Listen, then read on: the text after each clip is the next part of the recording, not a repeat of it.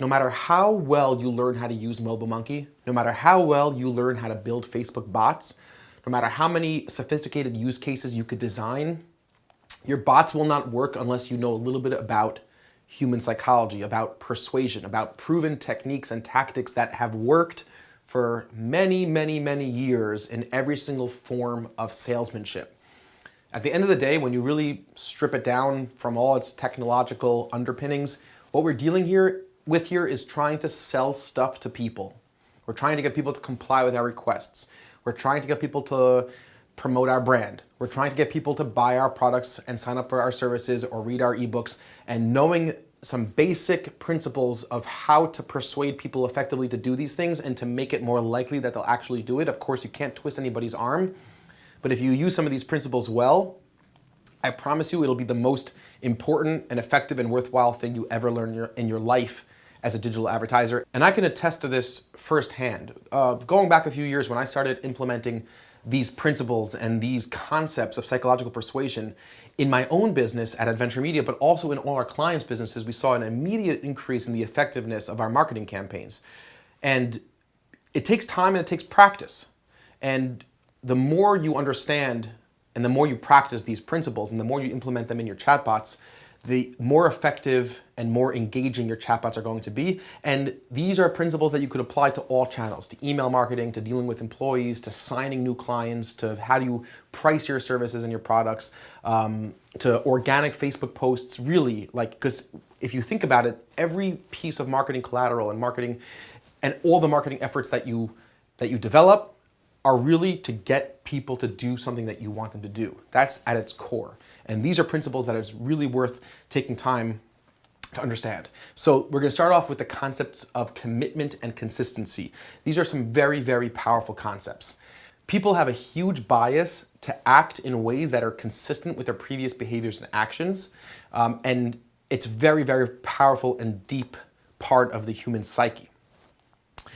In a study that was done by Knox and Inkster in 1968, they found that racetrack bettors, people who were betting on horses at the racetrack, were significantly more confident in their bet the moment right after placing the bet than they were the very moment before placing the bet.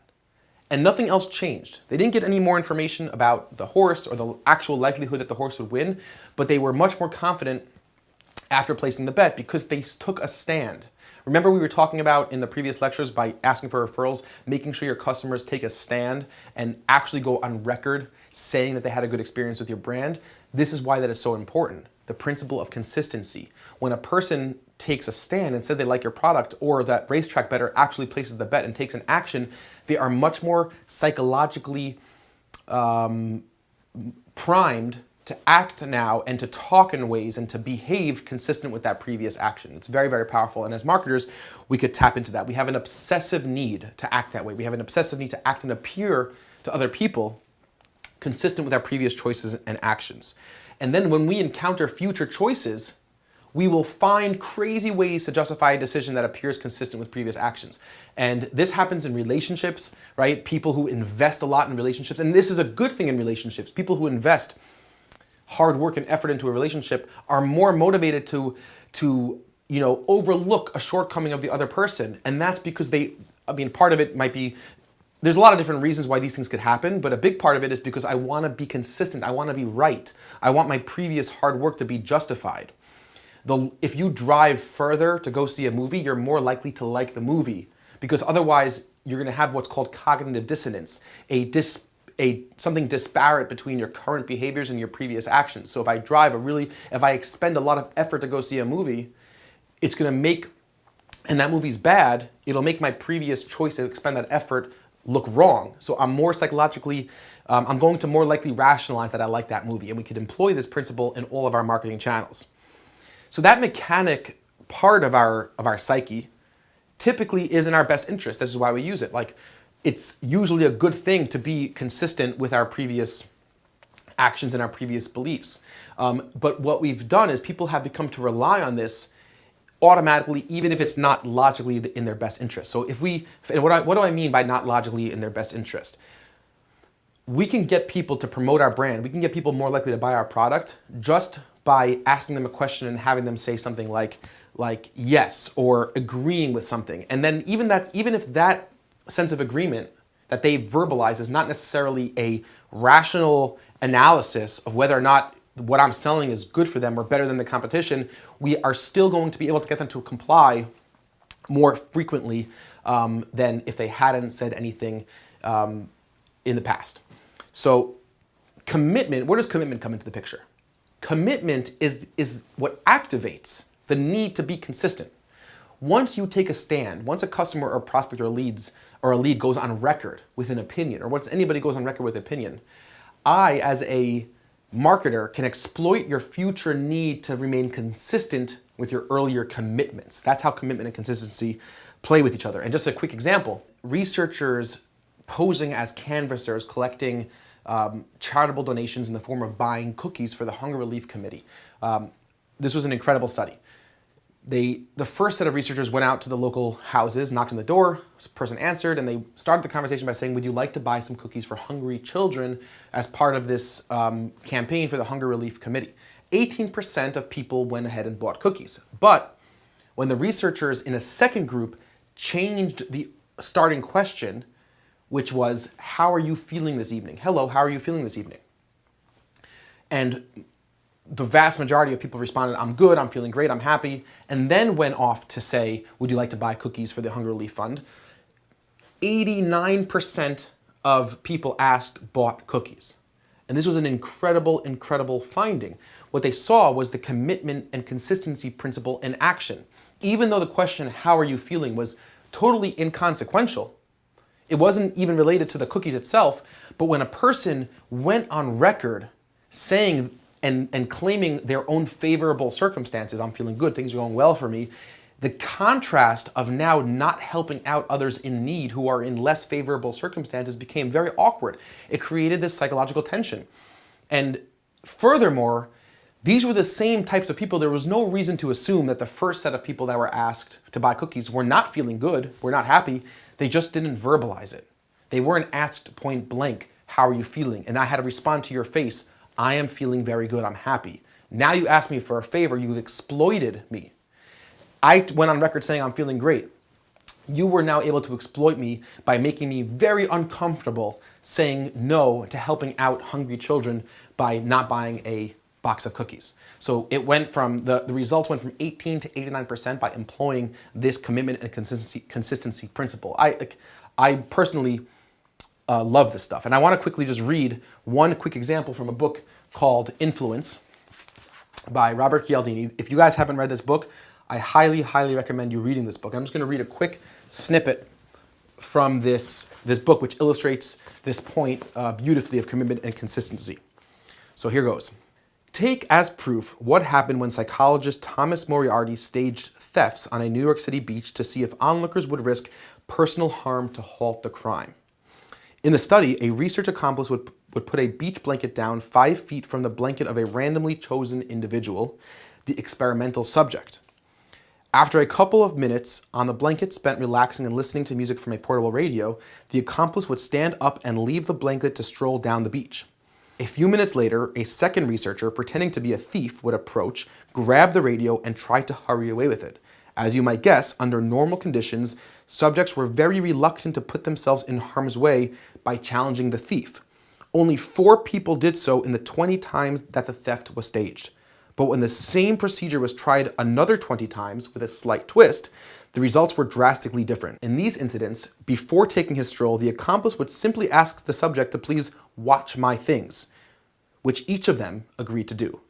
Now, propelled by the rule for consistency, 19 of the 20 subjects became virtual vigilantes, running after and stopping the thief, demanding an explanation, and often restraining the thief physically or snatching the radio away.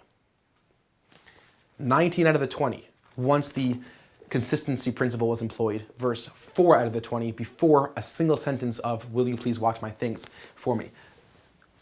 Like, this is pretty wild stuff. Like, this is not a joke. This stuff works, and you could use this in your chatbots, and you must use this in your chatbot. So here's a quick example. So what you're seeing on the right-hand side of the screen is just an actual chatbot that I built, and it's a screenshot of that, and starts off, hey there, Isaac, how are you doing today?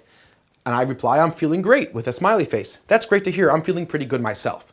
Quick question. How do you feel in general about brands offering discounts? And I offer two different choices if you could see that. One is I love to save money, and one is I hate discounts. People are unlikely to hit I hate discounts because unless you're really weird, who hates discounts? And this, you probably have seen these annoying things before and you think, oh, it's so stupid. They're not stupid. They're brilliant. They're smart and they work and they're used by the most sophisticated marketers in the world. If I go on record by A, saying I'm feeling great, B, saying I love to save money and I love discounts, I am much more likely now to use the discount code that you provide me in the next step of the chat. So this is important stuff. You might go ahead and build your bot by just throwing out a coupon code to your customers. No, mistake. Prime them to use it by employing these psychological principles of commitment and consistency. Try and start with a question, prompting the user to confirm something positive, right? And feel free to use only one possible answer. This works better than you'd even care to think. So for example, in the chatbot that you're looking here on the right-hand side of the screen, this little image, when I said, hi there, Isaac, how are you feeling today? I only offered the answer through the chatbot of I'm feeling great. And it works. It really works. Just going on record, we just read two different examples, two different studies that were scientific studies that show that this works. Confirming preference for discounts will make users 20% more likely to actually use the discount you offer them, right? And again, you're seeing that in this example here. Ask users to rate your product compared to a competitor product. They will be more likely to buy from you when the time comes. So we run campaigns for a furniture client of ours comparing our furniture to Bob's Discount Furniture, and I've spoken about this example before. But when you do that and you could actually get a customer to say themselves or to click a button that they go on record saying, I like this couch or I like this recliner better than the other one from the other competitor, they are now way more likely to actually buy from you when the time comes, even if that's how they've always felt. Verbalizing it matters. Telling it to you matters a whole lot. Service businesses as well can get a user to confirm they've been having a problem, right? So, for example, a client of ours that runs negotiating seminars, we would ask through a bot, do you think you can benefit by learning how to negotiate better? Don't just start off by telling people, we have the best negotiating seminar in the world, come and check us out. No, like, what's your opinion? Like, I want to get you to go on record and say that this is something that would benefit me in my own life. If I could say that and then I offer you a way to do that, you're much more likely to take it out of the desire to avoid psychological tension with current actions and previous actions. It's an incredibly powerful thing, and this could be applied to all of your businesses. An e-commerce company can ask, what would make you the most likely to purchase a blank today, whatever you're selling, a Bluetooth headset today? Is it free shipping, quality craftsmanship? Would it be a cheaper price through a discount code? Then you could follow up through Facebook chatbots with specific chat funnels for each of those replies, confirming and promoting their specific preferences. So if you ask somebody, what's the most important thing for our products, or what would make you the most likely to buy our product today? And they say, if you offered free shipping. And then you could talk about, well, we actually offer free shipping. And that is way more powerful of an approach than just promoting the fact that you offer free shipping. The point I'm trying to get across here is when you ask the question, you have to get the user to plant his feet in the ground. You have to get the user to offer an opinion. And when you get the user to offer an opinion, you can, as a marketer, you could exploit that quite well. So begin thinking about how you're going to use commitment and consistency in your own chatbots. As you can see, I'm very animated about this stuff because I use this all day in paid search, in email campaigns, in chatbot campaigns. We use commitment and consistency. We use scarcity, likability, social proof, reciprocity. We're going to talk about all these things in the coming lectures. But commitment and consistency are two of my favorite concepts because they're so powerful and they're so easy to implement and they're so subtle and they're so much fun to see them in action. So I will see you in a couple minutes in the next lecture where we start talking about reciprocity. But in the meantime, seriously start writing down 2 to 3 ideas for a chatbot that you could use and how you would implement these concepts of commitment. And when a person makes a commitment, their need to be consistent with that commitment.